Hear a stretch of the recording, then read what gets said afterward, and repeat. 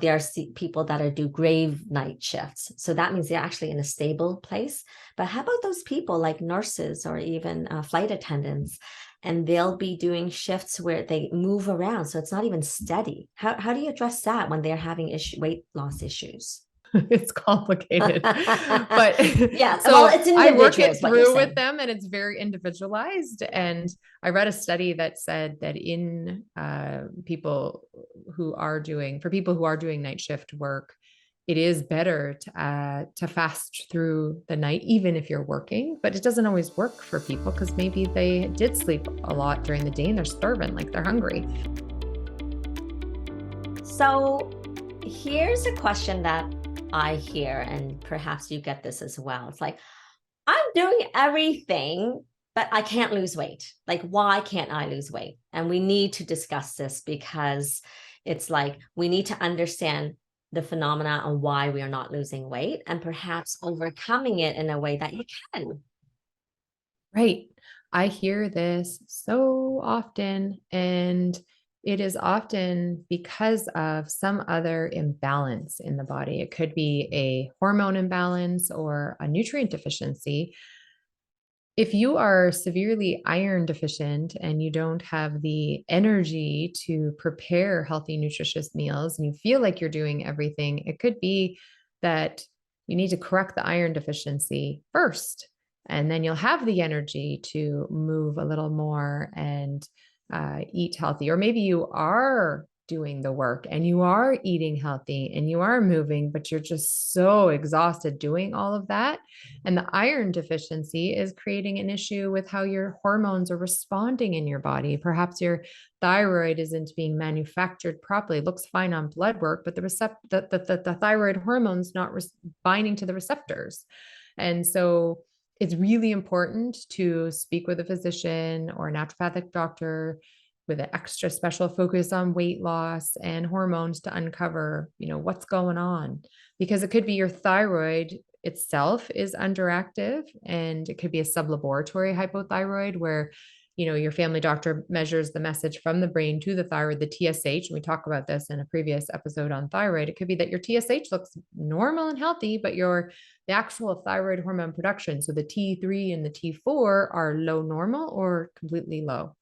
And then you're thinking, okay, why do I feel so tired? And my bowel movements are lazy and my hair is falling out and I can't lose weight no matter what I do. In fact, if I work out harder and I restrict more, I'm gaining weight. And that often is a trigger or a sign for an imbalance of some kind of hormone. It could be that you're not sleeping properly at night. And so you're ravenous all the time and you don't understand why you're so hungry and you think you're doing perfectly, but secretly you're like, oh, I'm just so hungry. I'm binging here on the side a little bit, even though I'm doing so well during the day. And then you're fasting and then you're back end feeding because you're so, tired and hungry. But if you work on the sleep and the reason why you're not sleeping, correct that, all of a sudden you have less ghrelin, the hunger hormone, and more leptin, the satiety fullness hormone. So there's so many hormones that can impact that, the issue with that, what you're just saying, like, I'm doing everything and I can't lose weight.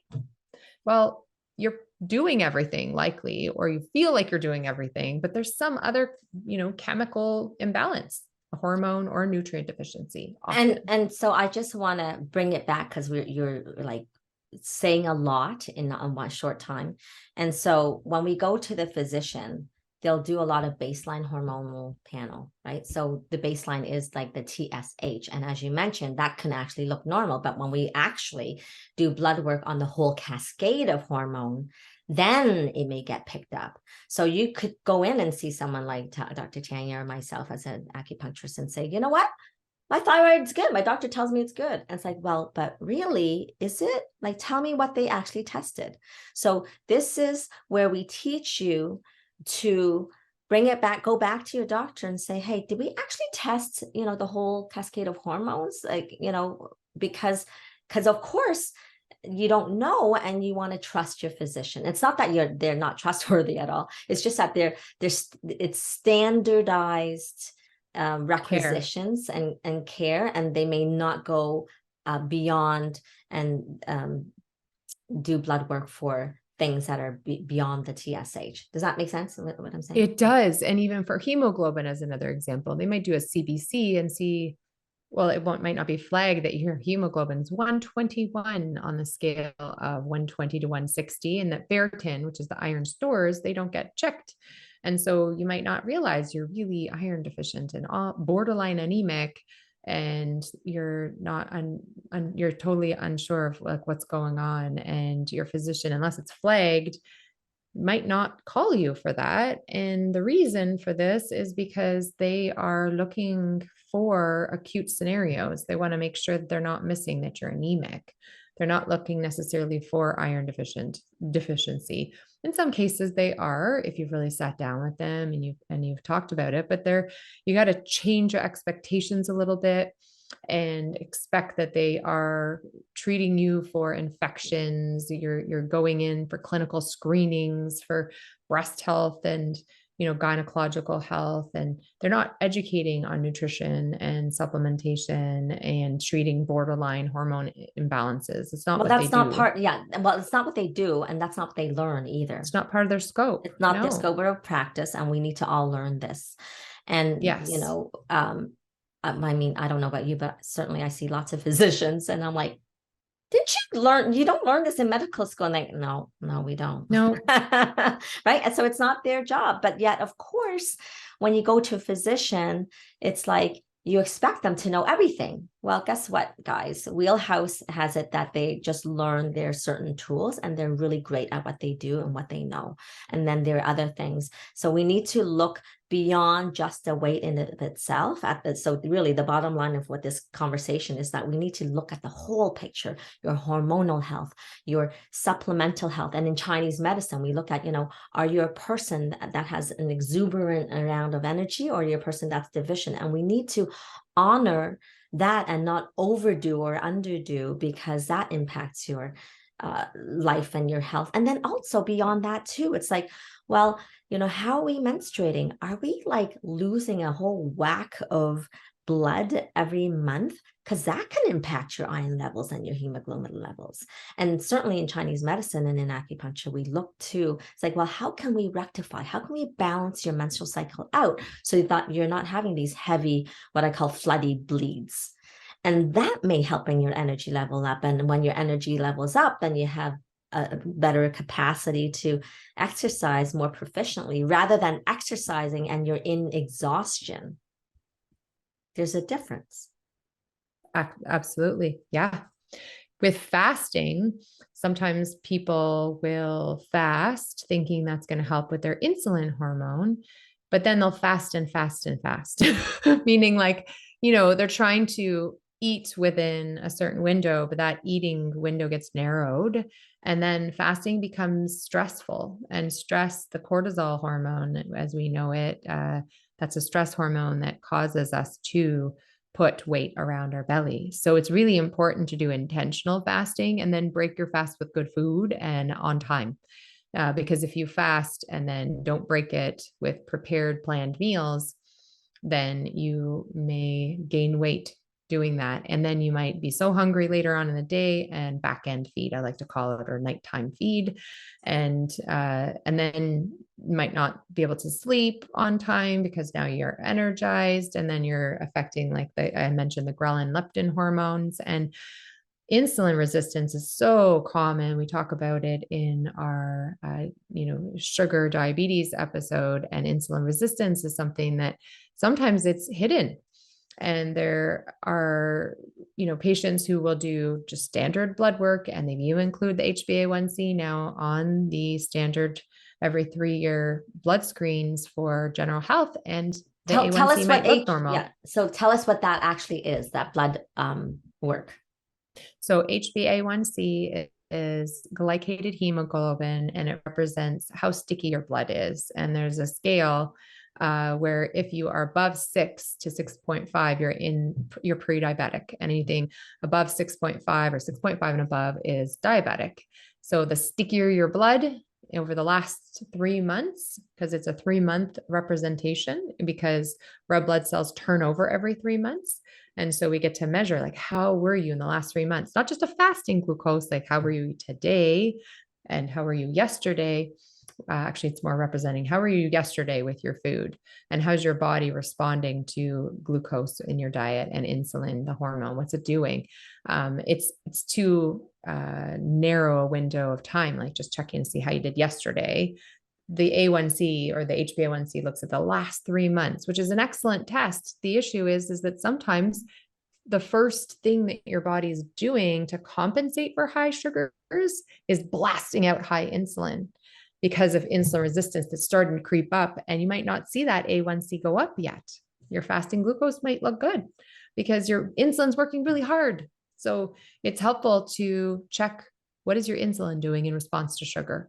And if you ask an OHIP family physician, they're not likely, it's not standard of care to check your insulin and do a glucose insulin response test or a fasting insulin glucose test. So where you show up to the lab fasting, drink a bunch of sugar in a drink that, maybe women do when they're pregnant, not maybe, they do usually at around 28 weeks pregnancy to check for glucose intolerance. It's the glucose intolerance test or glucose tolerance test. What we're looking for is now not only what is your glucose doing in your blood, but also what's your insulin doing. And if you're feeling really tired after a meal and you're lazy all day or feeling like, oh, I just can't exercise and I don't even have the energy to make a lifestyle change and eat healthy, it could be that your insulin resistance is creeping up. And that's such an important hormone to address. People think hormones, they think reproductive hormones like estrogen, progesterone, testosterone, but insulin, cortisol, ghrelin, all these hormones really influence weight loss. Yes. And so again, you need to really know how you're feeling in your body and get help. I mean, this might not be something that you can do on your own. And I just want to circle back because you talked about fasting and used the word multiple times. And we just want you to be clear that fasting does not necessarily mean, there's some religions and they literally fast on water for like 24 hours. Or, I've seen people that tell me they do fasts for like hardcore fasts, right? Where it's like for 7 days or 10 days. And that's not what we're talking about. We're talking about fasting in your life because we know the word breakfast. So it's like breaking the fast because during the time of sleep, hopefully you're actually not sleeping and getting up in the middle of the night eating. So you break your fast in the morning to eat. And I think what you're speaking to is the time between this nighttime to morning time. How long is that stretch? And there are, the intermittent fasting, Intermittent. That's one way that people look at this. And even in this intermittent fasting where they're looking at a shorter time span where you're eating during the day. So some people, like it could be 16 hours to 14 hours to 8 hours, right, of the time between eating. So you're addressing about what is healthy for you and your body, and it may be different and variable for each individual. Right. So it could even be 12 hours of fasting. Sometimes people don't realize they're eating, quite frequently throughout the day. And then, they might come home and be tired, have a nap and wake up and eat, and then they're up late. These habits that once broken can really support a healthier, journey to dropping weight. And intermittent fasting could also be called, you could call it timed eating or timed fasting. So we all do fasting because we go to sleep and can't eat while we're sleeping. So we all do some kind of intermittent fasting. It's just a matter of how long is that fast and what's right for you. And do you need to do a little bit more fasting to support insulin sensitivity? That's great. Now I'm going to be adding in again real life scenarios. So who this might be a challenge for, because the body loves regularity. It loves something cyclical and timely. But so I'm sensitive to all the people that do shift work, and not just people that do shift work where it's like there are people that do grave night shifts. So that means they're actually in a stable place. But how about those people like nurses or even flight attendants?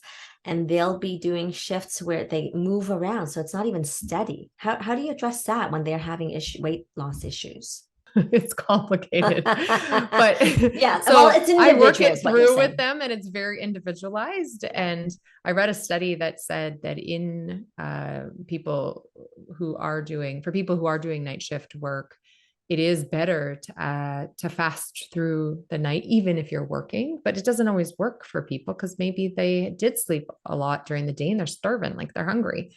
So when you're trying to drop weight, it's important to protect your sleep and try to have, regular meals when you are awake, but not be eating all the time. Right. And then it's working on the whole sleep wake cycle and then shifting the eating window. So it's just so variable. It's a loaded question, but yes, it's an individualized, and you can still do intermittent fasting. You can still do timed eating. It's just a matter of planning. I think that's great. That's a great answer, by the way. I know I put you on the spot, but it just came up in my little head, and I'm like, No, oh because yeah, it's a we should good talk about it. question, because I do have a lot of patients like that and I do still get successful weight loss. It's more planning and prepping for sure. Yeah, which means more commitment, more work. And so that is part of the two, guys. It's like, we want things that will be spontaneous. And at the end of the day, it does take commitment, it does take perseverance and a lot of patience, and planning and food prepping. All those kinds of things can help take the edge off and make it a little less challenging. Is there anything Yeah. So else? in our next episode, uh, more, I think that because we want to keep these episodes nice and succinct, I think let's jump into the next episode shortly and talk about what are the habits that we would want to layer in besides looking at hormones and nutrient deficiencies and food in versus exercise out. Like, what can you do? What are the real helpful habits that are going to help set you up for success for weight loss that Awesome. will impact all these hormones?